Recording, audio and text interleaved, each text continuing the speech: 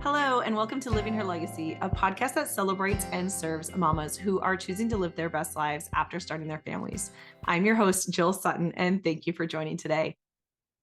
I am going to get right into the episode today because I wanted to continue talking about core values and how that looks in my life, how that presents in my life.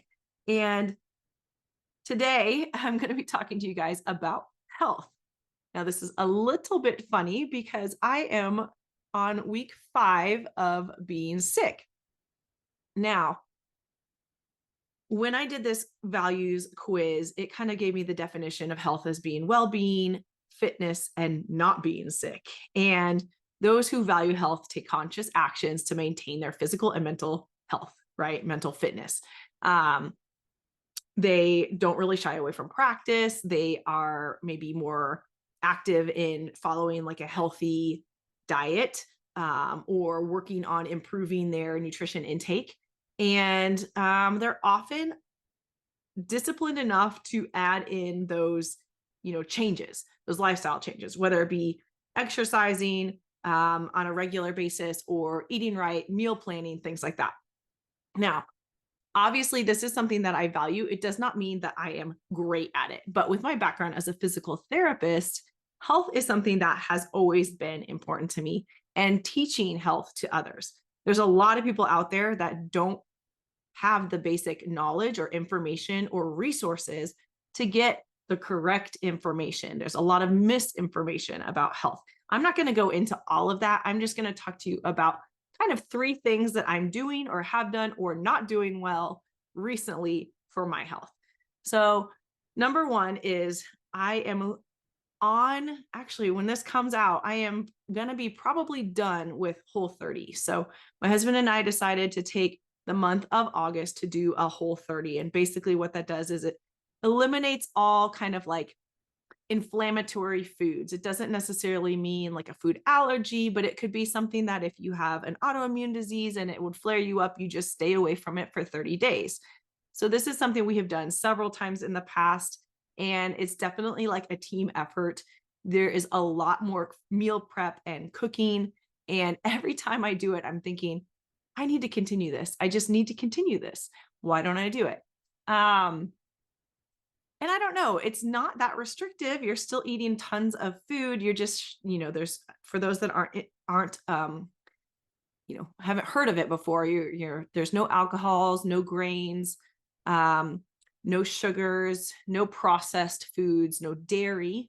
And it's literally just like a 30-day reset. And then the goal of it is after that is the next week you add one of those food categories back in and see how your body handles it. See if you have any reactions to it. I've done it enough times to know that I do have a little bit of a dairy sensitivity, not a huge one, but a little bit of one.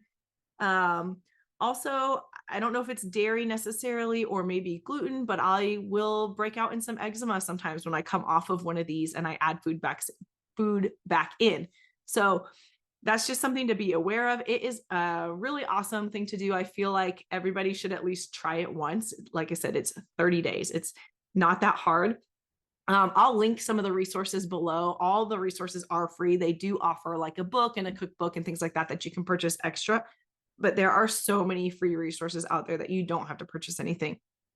You can also follow a lot of Instagram accounts or dietitian accounts or food cook accounts, chef accounts, where people are creating those foods, giving you different recipes, Whole30 recipes, and that really widens your palate and gives you a lot more options when you're cooking in the kitchen than having the same food over and over again. So that is one thing that I have been doing just for my health, and I'm thinking of somehow continuing that a little bit. The other thing that I've incorporated in the last 2 months is I invested in a walking pad. I work from home now, and I am not that active during the day. So most of the time I'm still running. I actually have a race this weekend coming up, a 10K, and I'm getting exercise throughout the week, but the majority of my day, I mean, a good 8-9 hours is sitting in this same exact chair working on my 9 to 5 job. So I decided that it would be worth my time and money to invest in a walking pad. And I can link the one that I got below. I got it off Amazon. I did not go with an expensive one. I actually went with one of the cheaper ones because I thought if it doesn't work, that's, no big deal. But if it does and I love it, I can always upgrade later if there's a feature that I need that's better. Now, I am in a home setting. I'm not in an office where it has to be very quiet. And I'm not going to do a product review on here, but I'm just going to say this is something that I decided would help me on my health journey to just keep me moving throughout the day and not sitting.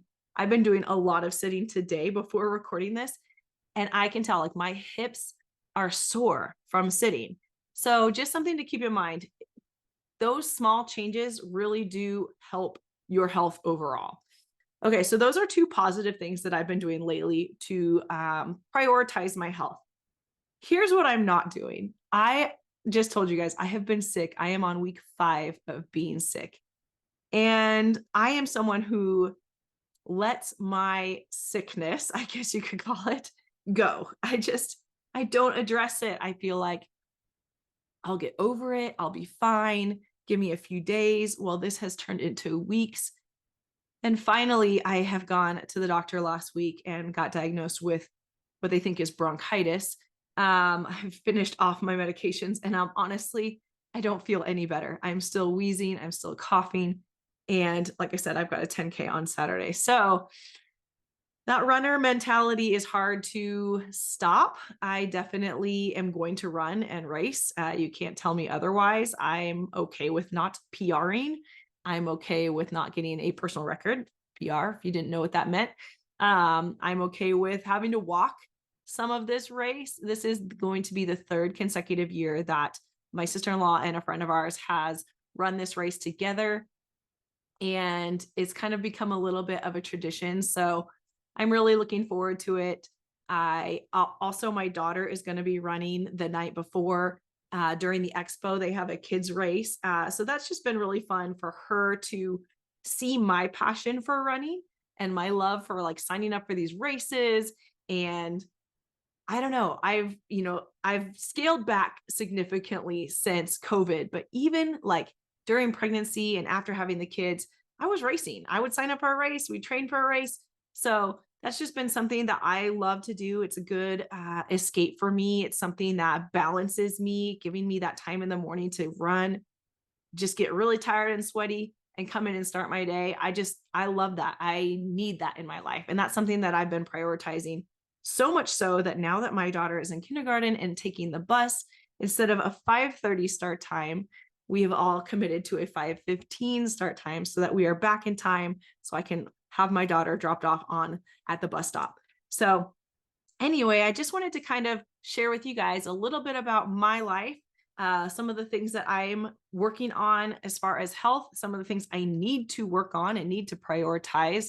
I am going, for those worried, I am going the day this releases, I'm going back to the doctor for a follow-up. So hopefully we can figure something out and decide if I need to do any other course of action or if I just am going to have to wait this out.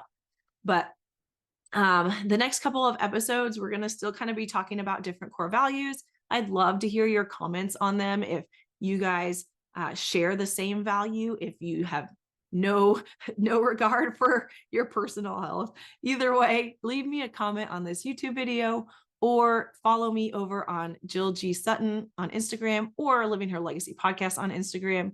And let's chat about it. Let's chat about, health, what kind of gets dropped and what can you prioritize?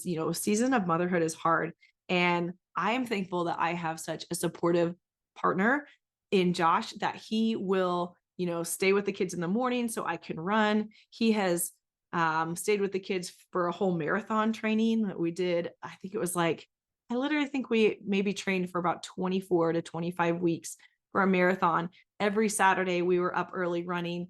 Sometimes it would be hours that we were gone on Saturday mornings. And he has always been so supportive of staying with the kids and watching them. So obviously, like, I have a little bit of advantage there to be able to prioritize that. But otherwise I do tuck it into the very beginning of my day so that it gets done. But anyway, next week, I think we'll be talking about a little bit about work life balance. And I know that that's kind of a buzzword, work life balance or work life integration, however you want to call it or talk about it. But I am going to be sharing some of the things that I am going to be doing in the next month as we are taking a family trip. And I'm not going to have as much time to work on this stuff, and that's okay. So I'm just going to let you guys know a little bit about that, and maybe give yourself a little bit of grace too. If you're in a busy period, or I know kids are all going back to school, maybe you're getting a little bit of time back finally, but just know that that's okay. There's going to be seasons in your life where you're full throttle work mode, or you're scaling back because you need to spend a little bit more time balancing that out between your family and your work. See you next time.